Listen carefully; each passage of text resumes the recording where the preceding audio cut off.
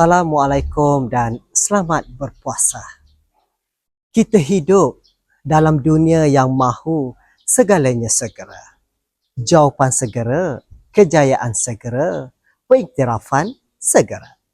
Tetapi Ramadan datang untuk mengajar kita satu nilai yang semakin jarang. Sabar. Sabar bukan bermaksud pasif. Sabar adalah kekuatan untuk bertahan ketika hati ingin menyerah.